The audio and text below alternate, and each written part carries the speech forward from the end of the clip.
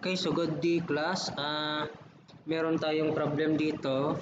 Isa 3 process gas cycle, no?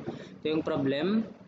So this should be problem number 1. So 2.5 pound of air actuate a cycle composed of the following processes. So process 1 to 2, that is isentropic process, no? Isentropic compression. And process 2 to 3 is constant pressure. And then process 3 to 1 is constant volume. The known data are yung pressure sa my state 1, 20 psi absolute, psia absolute, T1, 100 degree Fahrenheit. The heat rejected is 1682 BTU. So hanapin natin yung T2, T3, work done of the cycle or yung tinatawag na work net, heat added, cycle efficiency, and the mean effective pressure. Okay? So ito yung ating given. So first is i-draw naman muna natin yung PV tsaka TS diagram. So yung process 1 to 2 daw natin ay isentropic compression. So ito yung state 1 natin for example. Then ikaw compress siya. So PV diagram muna to ha. Kung ikaw compress siya, ang mangyayari, tataas yung kanyang pressure and then yung kanyang volume bababa, no? So, ayan. Okay? Pero isentropic naman yung compression, so meaning there is walang heat rejected, no?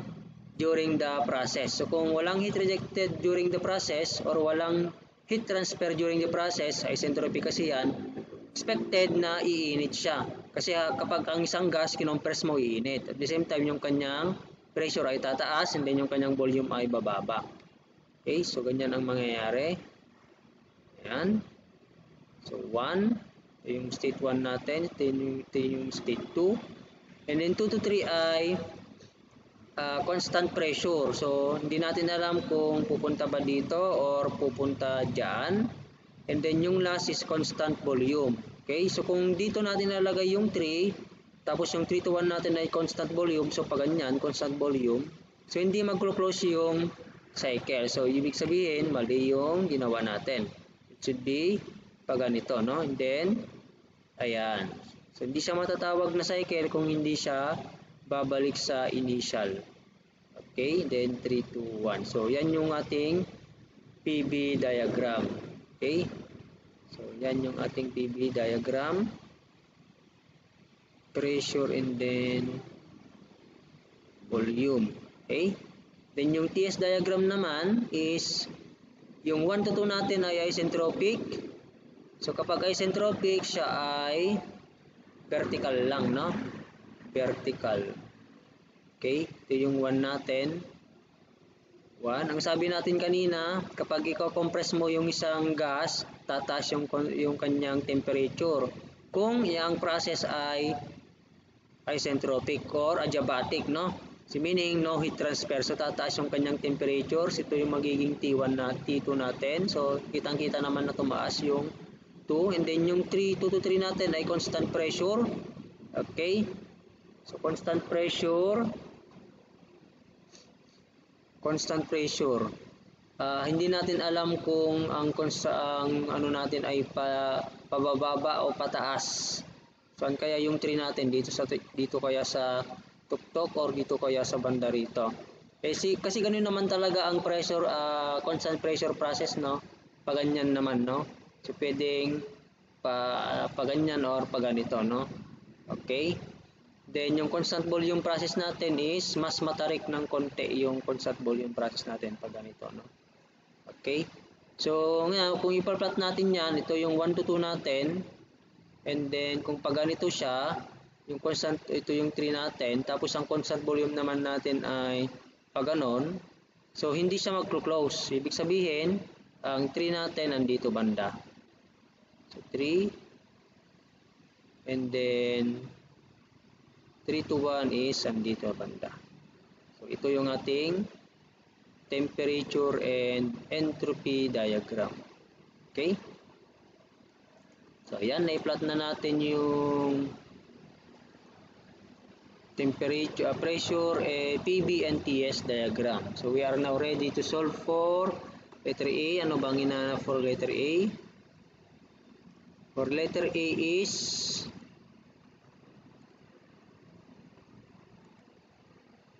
T2 tsaka T3. Okay, so T2 and T3. So saan ba natin mahanap yung T2 tsaka T3? Dito banda or dito?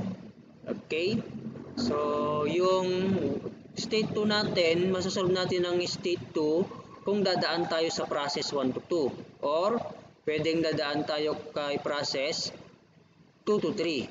So, kasi andito banda yung 2 natin, pwede nating makuha ang state 2 kung dadaan tayo sa process 1 to 2 or dadaan tayo sa process 2 to 3.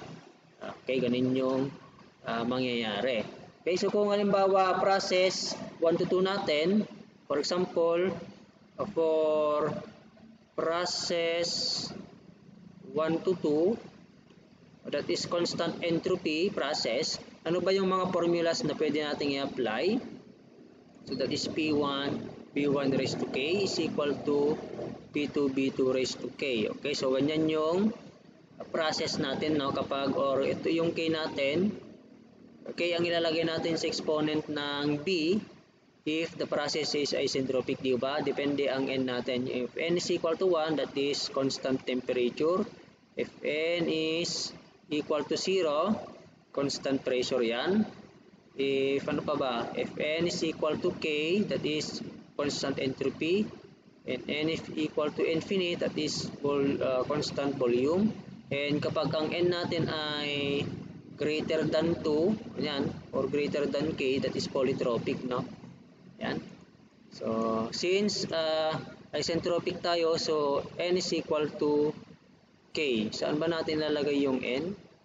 Diba, kung maalala natin, meron tayong formula na PB raised to N is equal to constant, no? Ayan. Sige. And the next is, so yung P1 natin given, yung B1 natin wala, no? Yung P2 tsaka yung B2 wala din. Okay, so isa lang yung given dito, pero makukuha naman yung B1.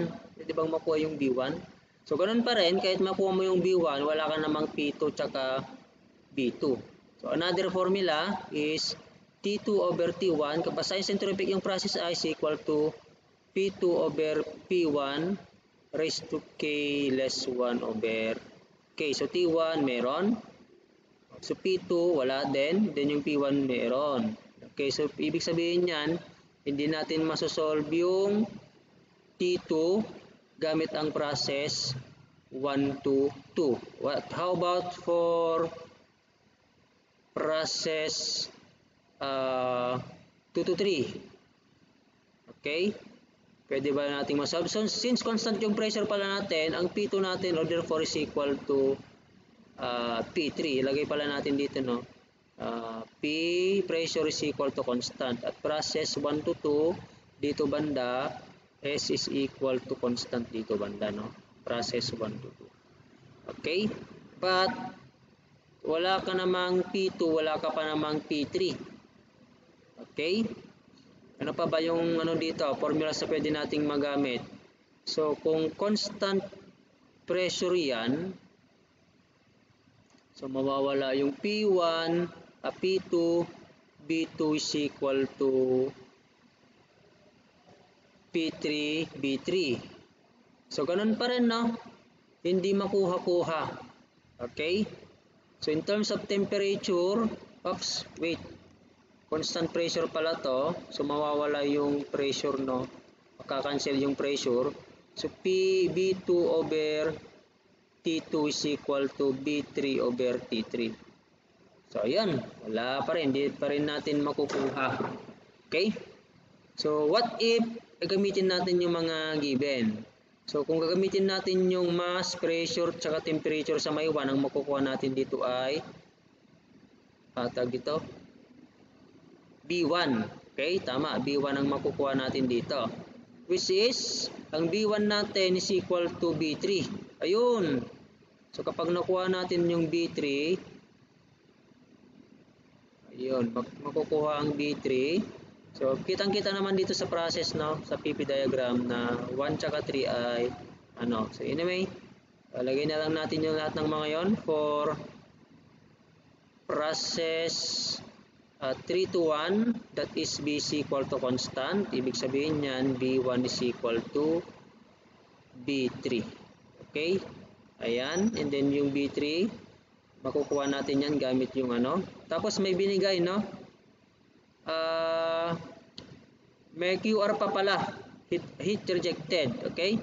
So, kapag heat rejected class, lahat ng pa-left, okay, QR yan, heat rejected. Lahat ng pa-right, heat rejected yan. Or, kahit man pa ganyan, kapag pa ganyan, for example, that is heat added, no?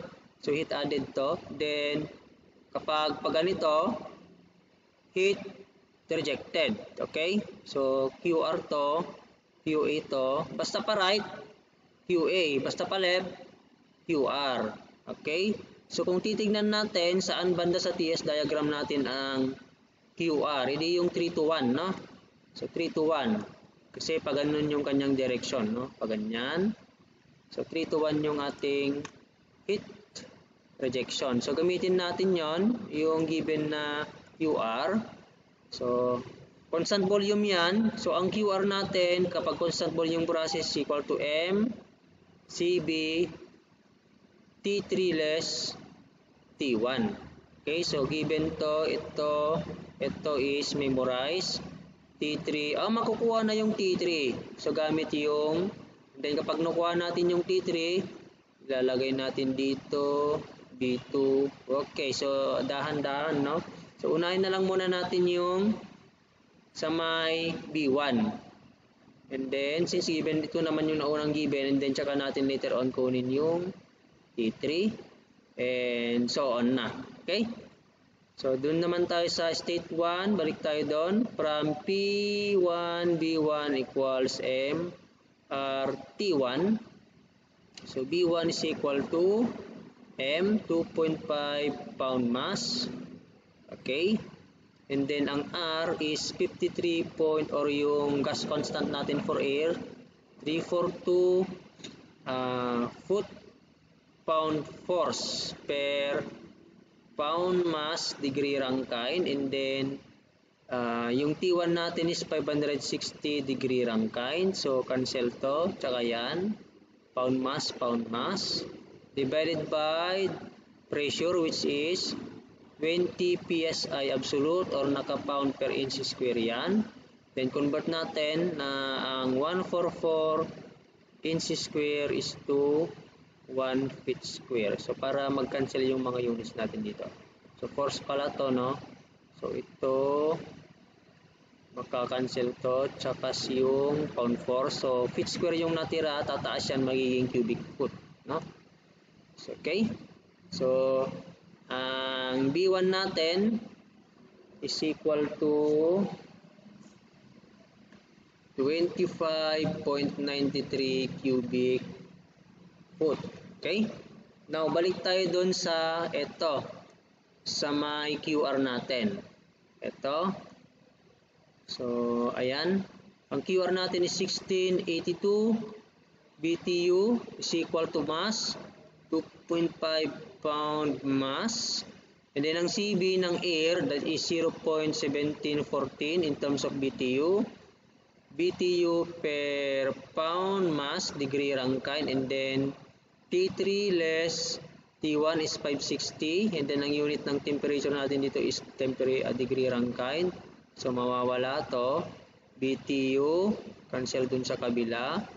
Pound mass. So T3 is equal to 4485.3 degree Rankine. Ito yung hinahanap pala na isa. So, ano din na natin. And then next is T2. Paano ba natin makukuha si T2? Okay, dito ayan. Dito. I-apply natin to.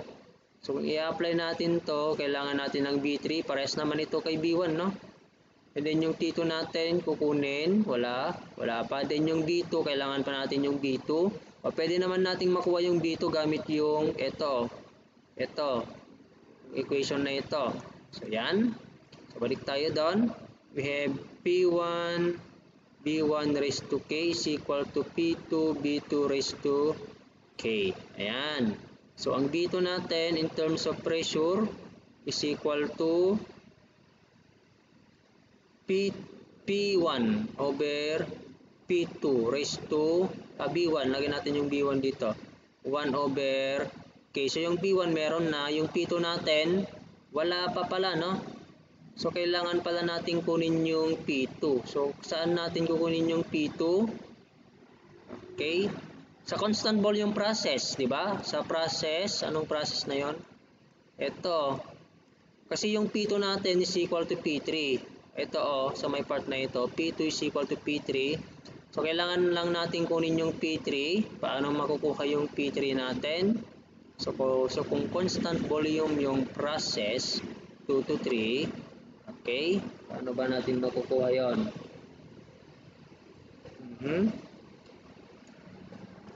Ayan. Okay, so P3. From P3, V3 is equal to M, R, and then T3. So, given na to, nakuha na natin yan. Ayan, meron tayo yan. And then, B3 parehas kay B1, no? Okay, lagay na lang natin dito. Asan na yun? Ito. So, is equal to B3. Ayan. So, makukuha na natin yung P3. So, P3 is equal to, wag na natin ilagay yung unit. Pinakita na naman na natin kanina yung mga cancellation of units. Okay. 342. And then, ang T3 natin, 4485.3. And then, divided by the volume, parehas kay B1, 25.93. So, P3 is equal to 23067.3.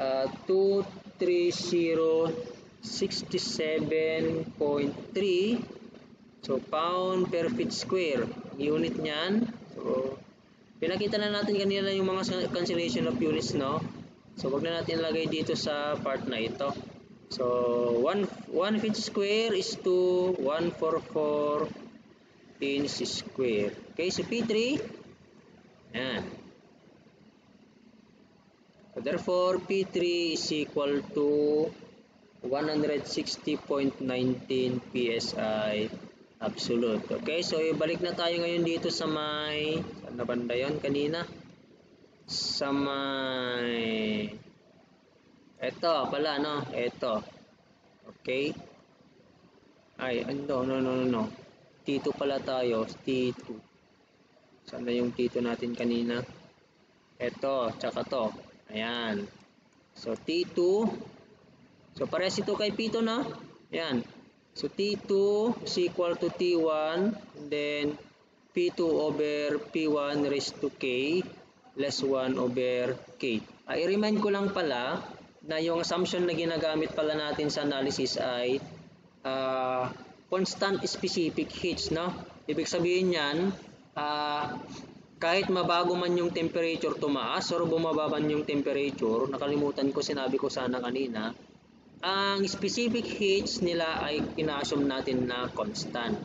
But actually, ang specific heat ng isang gas nagbabago with temperature. So kapag tumataas yung temperature ng isang gas, yung CP niya, yung specific heats niya, dalawa yon, CP tsaka CB, bumababa. Kapag ano naman, ay tumataas yung specific heat, no? Okay? Kapag bumababa yung temperature, bumababa din yung kanyang specific heats. Okay? So, liwanagin natin na kapag tumataas yung temperature, tataas din yung kanyang specific heats. Kapag bumaba yung temperature, bumaba din yung kanyang specific heats. Okay? But sa analysis natin dito ngayon, ina-assume natin na constant. Okay? Walang pagbabago, constant yung specific heats. Kapag gagamit tayo ng constant specific heats, dan yun yung makikita yung mga K, no? K yung ginagamit. So, ibang process naman yon, ibang approach. Yun yung gagamit na tayo ng air table. Okay? But anyway, sige. So, T1 is 560. And then, ang P2 natin is, asan na yung P2? Ayan, 160.19. then 20 ito, then K less 1, 1.4 less 1 over 1.4. So, yung T2 is 1014.76 degree Rankine. So, yan yung T2. So, we are done with letter A. Ano naman yung letter B? Letter B is work done of the cycle or yung tinatawag na work net. Okay? B, work net. Letter B, work net. O bakit may flow doon? Okay? So, work net is equal to QA o less QR, no? Less QR, or pwede rin naman ito na work expansion less work ng compression. Okay? So, kung yung ganitong formula, ang basis natin dito ay yung TS diagram, no? O, TS diagram. O kaya naman yung mga areas. Ito naman ay PB diagram. Okay? Kasi yung work net natin, no? Kung gagamitin natin yung TS diagram, ang work net natin ay yung area. Ito yon, yung area. Okay? Which is equal to the QA. Yung QA kasi natin yung area under the curve. Balikan natin. I-draw natin yung TS diagram. Ganito yung ating TS diagram, no? Ayan. Okay, sabi ko nga, ito yung ating work net. Kung i-drawing natin yung QA 2 to 3, then ito naman yung temperature and temperature, and then ito yung QA natin, yung area under the curve. Ayan. Then yung QR naman natin, yung 3 to 1, 3 and then 1, then ito naman yung area. Okay, so yung difference ng ng QA tsaka QR, which is ito yon. Ayan. Ito yon, yung area na ito, yung difference niyan, then yung work net. Okay? So pagdating naman doon sa PB diagram, naman is yung process doon sa taas less yung nasa baba. Wait lang. Sige. Ito sa PB diagram natin, ayan. Yung mas mataas, ito yung 2 to 3, no? O, ito yung work ng expansion, no? Or work output pala, no? Work output. Basta sa PB diagram natin, basta going to the right, no? Okay, so that is output, no? Basta meron kang area na ma-develop under the curve or ma-generate under the curve. Okay? And then, pwede rin naman na, halimbawa, paganyan. Pero pa-right yung kanyang direction. That is, workout pa rin kasi meron kang area na, ayan. But kung paganito or paganyan, yung direction, that is compression, no? Compression, okay? O, yung area under the curve, yun pa rin. Ayan, sige. And then, yung naman natin, yung compression natin ay ito yon, no? Ayan, yung compression natin. So, yung area naman niya, palitan ko na lang ng kulay red is ito. Ayan. Ito yung area under the curve ng process 1 to 2. So, yung natira, okay, etong banda na to, ito na yung work net. Okay? So, kaya nga work ng expansion, rest work ng compression. Yung expansion natin, pa right, pa left. Okay? And then,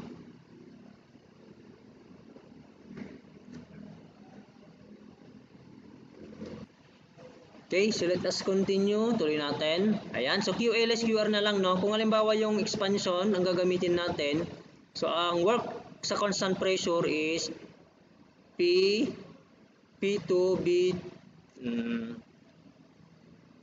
B3 less B2, no? Or pwede naman gamitin yung P3 kasi parehas naman sila ng pressure, no? B3 less, baliktad. Nauna dapat yung B2. Ayan. Tama, B3. Mas malaki yung B3 pala. Okay, so yan. So gamit ito, QLSQR na lang. Yung ano pala natin class, work expansion ito. Workout. Yung work naman ng compression kapag isentropic, so memorize yun, ipaki-memorize na lang ito mga to. Anyway, natapos na naman ng termo 1. This is equal to, kung hindi ko nagkakamali, merong ano ganyan, no? P3, B3 less P2, B2 over K less 1. Okay? Anyway, ang gagamitin na lang natin ay QA tsaka QR kasi given naman na yung tawag dito, yung QR. So yun na lang yung gagamitin natin. Yan. Okay? So yung QR given na. Yung QA natin, since class ang heat addition natin ay nangyayari sa eto banda nangyayari dito banda. Sa may 2 to 3. Okay, so ano bang process 2 to 3? Explain ko na kanina. So, di ba kapag pa-right is heat addition, ang process 2 to 3 natin ay constant pressure. So, ang formula sa heat transfer kapag constant pressure is MCP, yung temperature na mas mataas less temperature na mas mababa.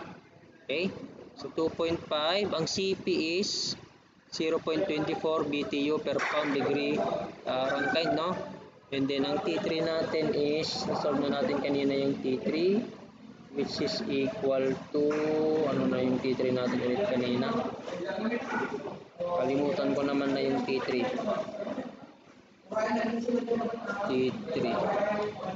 Ayun, 4485.3. So, 4485.3 less T2 then 14.76, no? So lumalabas na ang QA na masosolve dito ay 2082.32 BTU. Ayan, so work net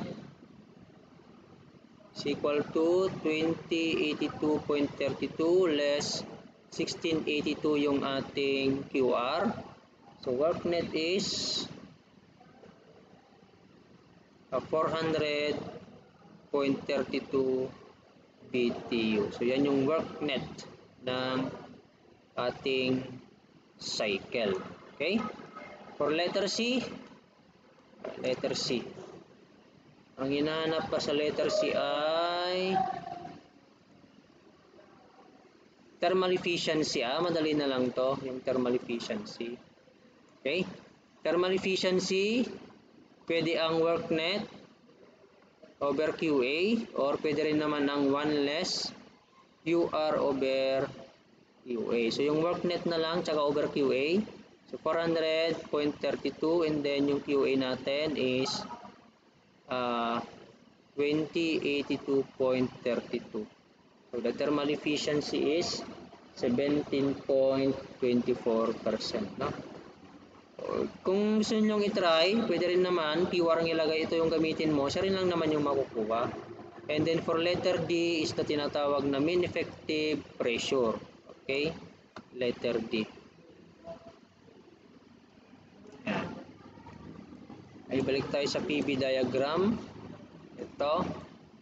So kung i-redraw natin to, gawa ulit tayo ng PV diagram, no? Ayan.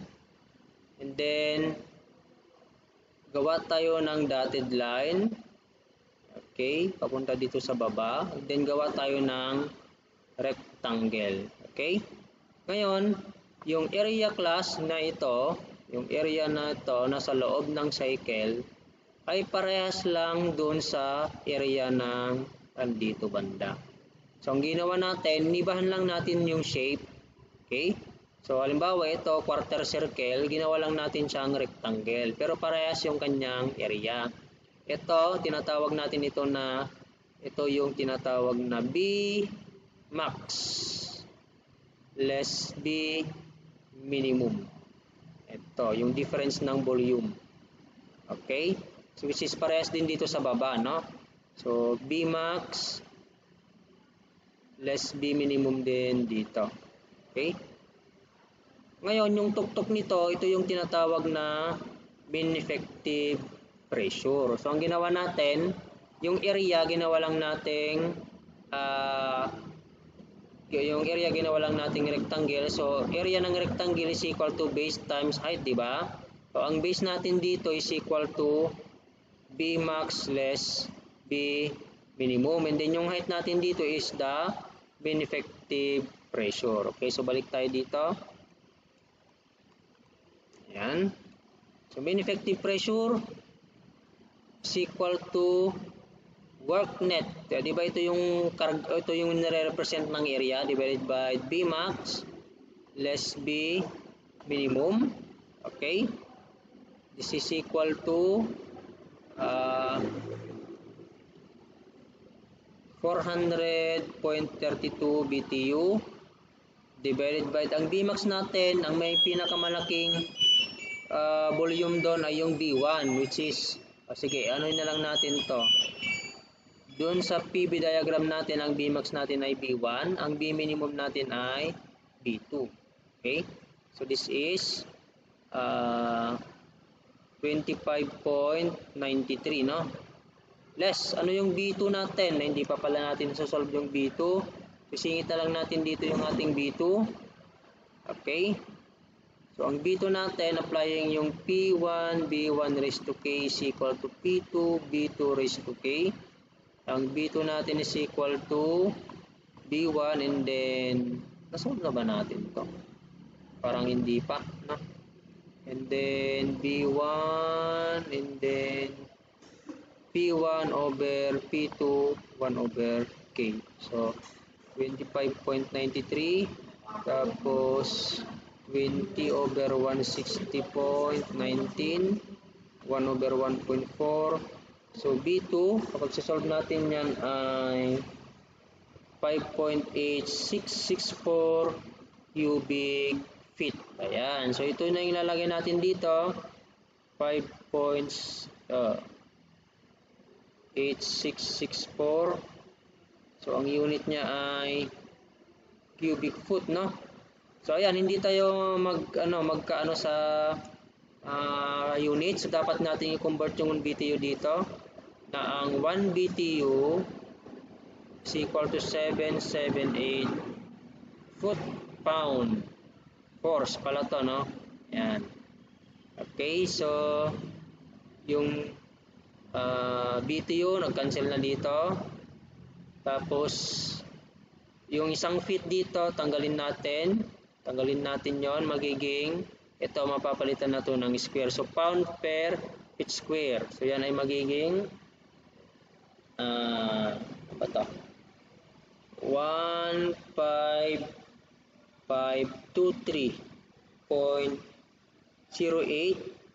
pound per feet square. Then convert natin 1 feet square is to 144 inch square. So ang mean effective pressure therefore is equal to, so cancel na to, naka pound force na to, no? PSI na to, 107.80 PSI absolute. So ganon ang mag-solve ng cycle class. So kahit anong cycle ang i-solve natin, anong klaseng cycle, basta alam mo yung proseso, so hindi ka mawawala. Okay? So that's all for this topic. Thank you for listening.